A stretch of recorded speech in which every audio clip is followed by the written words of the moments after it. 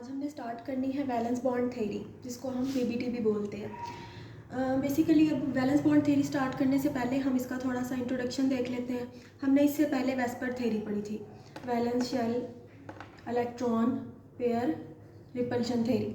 ठीक है, VSEPR theory में हमने मॉलिक्यूल की ज्योमेट्री के बारे में पढ़ा, उनकी शेप्स के बारे में पढ़ा, उनके एंगल्स के बारे में पढ़ा। ठीक है, वहाँ पे वेस्पर थ्योरी में कहीं भी ये नहीं बताया गया कि हमारे पास बॉन्डिंग किस तरह से होती है, how bonding occur, where the lone pair of electron basically कहाँ पे उसका जो है कहाँ पे एक्सटेंड करता है। ठीक है ना, ओवरऑल कोई वेस्पर थ्योरी में कभी किसी भी जगह पर हमें नहीं बताया गया बॉन्डिंग के बारे में, ना ही बताया गया कि हमारे पास कहाँ बॉन्डिंग अकर होती है, किस तरह से अकर होती है, ना ही कोई भी एटॉमिक ऑर्बिटल का कोई कॉन्सेप्ट वेस्पर थ्योरी में एक्सप्लेन किया गया। ठीक है ना, अब उसी को मज़ीद मॉडिफाई किया गया। नेक्स्ट हमारे पास वैलेंस बॉन्ड थ्योरी आई और मॉलिक्यूलर ऑर्बिटल थ्योरी आई, जिसको हम वीबीटी बोलते हैं और एमओटी बोलते हैं। ठीक है, तो इन थ्योरीज बेसिकली इन थ्योरीज में एक्सप्लेन किए गया अबाउट द एटॉमिक ऑर्बिटल्स के बारे में बताया गया, जो बेसिकली बॉन्डिंग के बारे में बताया गया। ठीक है, बॉन्ड लेंथ, बॉन्ड एंगल के बारे में, बॉन्ड एनर्जी के बारे में इन थ्योरीज के अंदर एक्सप्लेन किया गया। ठीक है, अब नेक्स्ट हमने वीबीटी स्टार्ट करनी है। वीबीटी बेसिकली कंसर्न करती है एटॉमिक ऑर्बिटल। ठीक है, एटॉमिक ऑर्बिटल्स को इन्वॉल्व करती है। ठीक है ना, बेसिकली जो हमारे पास दो साइंटिस्ट हैं, हिटलर एंड लंडन। ठीक है, इन्होंने वीबीटी को डेवलप किया था। 1927 स्लेटर ने इसको मज़ीद मॉडिफाई किया। ठीक है, और 1931 में पॉलिंग ने वीबीटी को मज़ीद मॉडिफाई किया। नेक्स्ट हमने वीबीटी के जो मेन पॉइंट्स है उसको डिस्कस करना है। वीबीटी के मेन पॉइंट्स में अब हमारे पास जो सबसे पहला पॉइंट है वो बेसिकली है कि ये वीबीटी कंसर्न विद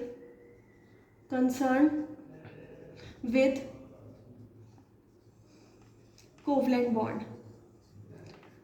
बॉन्ड की फॉर्मेशन होती है वीबीटी में। ठीक है ना, अब कोवलेंट बॉन्ड की फॉर्मेशन किस तरह से होनी है, बेसिकली हमारे पास यहाँ पे एटॉमिक ऑर्बिटल्स इन्वॉल्व होंगे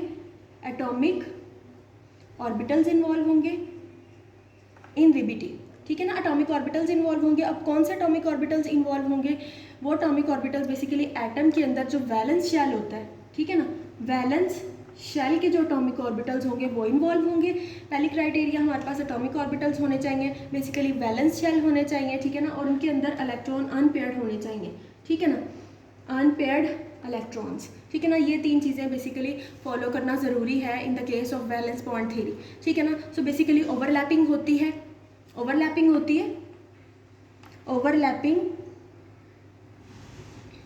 of atomic orbital, basically valence shell and जिनके अंदर अनपेयर्ड इलेक्ट्रॉन्स होते हैं। ठीक है ना, उनकी ओवरलैपिंग होगी और उनकी ओवरलैपिंग के नतीजे में हमारे पास यहाँ पे बनेगा covalent bond, atomic orbital of valence shell of atom. ठीक है ना, हैविंग अनपेयर्ड इलेक्ट्रॉन्स, और वो ओवरलैप करेंगे और ओवरलैपिंग के रिजल्ट में हमारे पास यहाँ पे बनेगा कोवलेंट बॉन्ड। ठीक है, बेसिकली अब यहाँ पे ये आपने यहाँ पे क्राइटेरिया याद रखना है कि हमारे पास जो इलेक्ट्रॉन्स इन्वॉल्व होंगे वीबीटी के लिए, ओवरलैपिंग के लिए जो इन्वॉल्व होंगे वो अनपेयर्ड होना ज़रूरी है। ठीक है ना, अब नेक्स्ट ओवरलैपिंग हो गई, उसके बाद दैन हम क्या करेंगे, ओवरलैपिंग के बाद जो हमारे पास ओवरलैप्ड ऑर्बिटल्स होंगे, ओवरलैप्ड जो ऑर्बिटल्स होंगे उनके अंदर जो इलेक्ट्रॉन्स की बेसिकली हमने ऑपोजिट स्पिन यूज़ करनी है, ऑपोजिट स्पिन।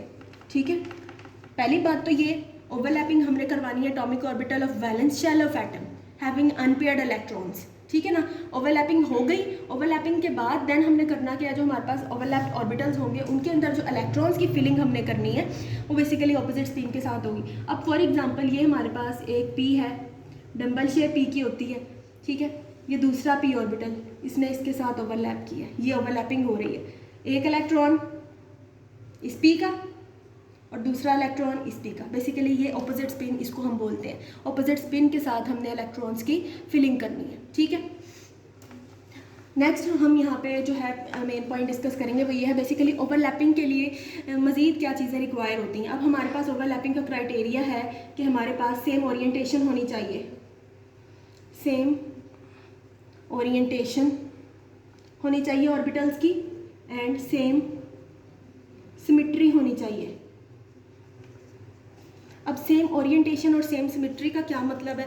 बेसिकली हम कहते हैं कि हमारे पास ओवरलैपिंग यहाँ पे हो रही है एस ऑर्बिटल की एस के साथ हो रही है। सिंपली ये हमारे पास एस की शेप राउंड, ये ओवरलैपिंग मैं यहाँ करवा रही हूँ।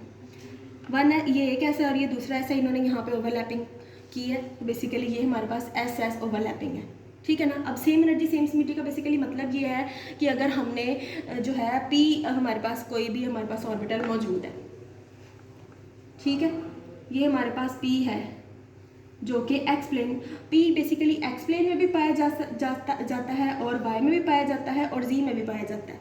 So same symmetry same orientation का मतलब ये है कि अगर हमारे पास यहाँ पे पी एक्स मौजूद होगा, उसने ओवरलैपिंग पी एक्स के साथ ही करनी है।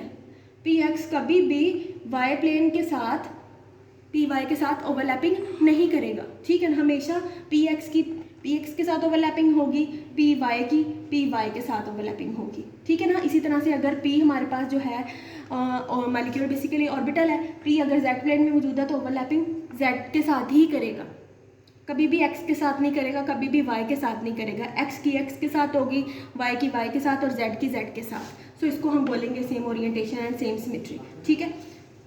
ये हमारे पास पी एक्स मौजूद है, पी एक्स, इसने पी एक्स के साथ ही ओवरलैपिंग यहाँ पे करनी है, this is a P x, ठीक है। और ये हमारे पास यहाँ पे जो है ओवरलैपिंग हो गई और ओवरलैपिंग के रिजल्ट में हमारे पास यहाँ पे कोवलेंट बॉन्ड बनता है, ठीक है। अब नेक्स्ट हमारा जो मेन पॉइंट है वो ये है कि बेसिकली जितनी ज़्यादा एक्सटेंट ऑफ ओरिएंटेशन जितनी ज़्यादा होगी उतना ही ज़्यादा हमारे पास जो बॉन्ड होगा स्ट्रोंगर होगा, ठीक है ना। स्ट्रोंगर बॉन्ड,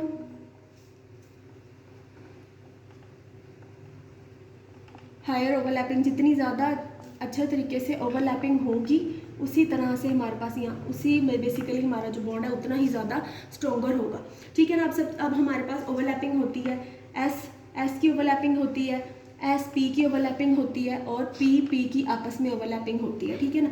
ये एस की इस तरह से होती है, ठीक है ना। ये पी है, उसके साथ आके एस ने ओवरलैपिंग की, this is S P S, ये हमारे पास एस पी और पी की ओवरलैपिंग, दो पी हमारे पास यहाँ पे इन्वॉल्व होंगे। ये हमारे पास ओवरलैपिंग है पी और पी की, ठीक है।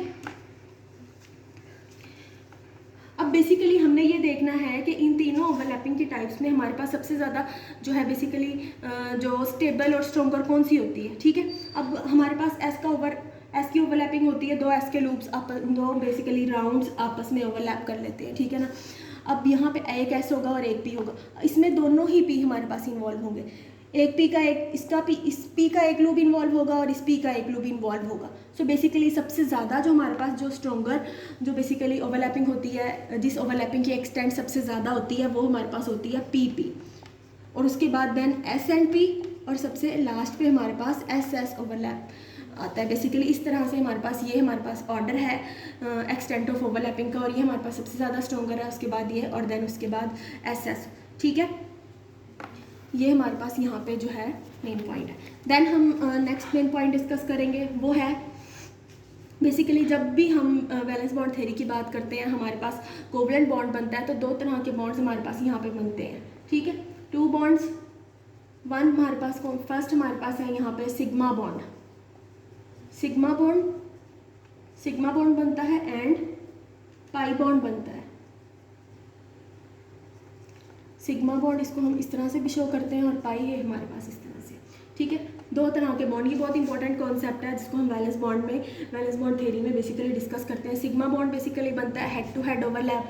ये हमारे पास जो है सिंपली मैंने आपको जो पहले भी एग्जांपल दी, ये हमारे पास पी है, दूसरे पी ने इसके साथ ओवरलैप किया, दिस इज़ सिग्मा बॉन्ड, ठीक है ना। ये हमारे पास जो बॉन्ड बन रहा है दिस इज़ सिग्मा बॉन्ड, ठीक है ना। इसी तरह से जो पाई बॉन्ड बनता है बेसिकली साइड वे ओवरलैपिंग में बनता है। इस तरह से हमारे पास जो बॉन्ड बनेगा उसको हम बोलते हैं पाई बॉन्ड, ठीक है ना। हेड टू हेड ओवरलैप से हमारे पास सिग्मा बॉन्ड बनेगा, हेड टू हेड ओवरलैप, ठीक है। और ये हमारे पास साइड वे ओवरलैप होता है, साइड वे ओवरलैप, और इसके रिजल्ट में हमारे पास बनता है पाई बॉन्ड। नेक्स्ट लास्ट हमारा जो पॉइंट है वो ये है, अब बेसिकली हमने कोवलेंट बॉन्ड में भी पढ़ा था कि covalent bonds are directional bonds, ठीक है ना। सो बेसिकली जो वैलेंस बॉन्ड थ्योरी है वो एक्सप्लेन करती है इस बेसिकली इसका बैलेंस बॉन्ड थ्योरी में हम यहाँ पे डिटेल के साथ एग्जांपल के साथ ये चीज़ देख सकते हैं कि covalent bond is a directional bond, proof करती है कि कोवलेंट बॉन्ड डायरेक्शनल बॉन्ड है, ठीक है ना। और हमने कोवलेंट बॉन्ड में ये भी पढ़ा था कि कोवलेंट बॉन्ड जब बनता है तो एनर्जी यहाँ पे रिलीज़ होती है, एनर्जी रिलीज़। अब यहाँ पर जो एनर्जी रिलीज़ होगी सो बेसिकली उसको हमने कहाँ पे यूज़ करना है, ये जो एनर्जी रिलीज़ होगी उसको बेसिकली हमने इलेक्ट्रॉन्स जो कि पेयर्ड फॉर्म में मौजूद होंगे, हमने वीबीटी में मैंने स्टार्ट में क्या बात की थी, मैंने बात की थी कि हमने अनपेयर्ड इलेक्ट्रॉन्स को यूज़ करना है, ठीक है ना। अनपेयर्ड इलेक्ट्रॉन्स ही यूज़ होंगे वीबीटी में, पेयर्ड बिल्कुल भी यूज़ नहीं होंगे। पेयर्ड को हम लोन पेयर कंसीडर करते हैं, नॉन बॉन्डेड इलेक्ट्रॉन्स कंसीडर करते हैं। सो ये जो एनर्जी रिलीज़ होगी बेसिकली उन पेयर्ड इलेक्ट्रॉन्स को अनपेयर्ड करने के लिए हम यूज़ करेंगे, अनपेयर्ड करने के लिए यूज़ करेंगे। किसी भी वैलेंस शेल में हमारे पास पेयर्ड इलेक्ट्रॉन्स मौजूद होंगे, हमने इस एनर्जी को यूज़ करना है और उन इलेक्ट्रॉन्स को अनपेयर्ड करना है, एंड देन उनकी atomic orbitals different atomic orbitals के साथ ओवरलैपिंग करवा के कोवलेंट बॉन्ड बनाना है। So these are the postulates, these are the main points of the valence bond theory.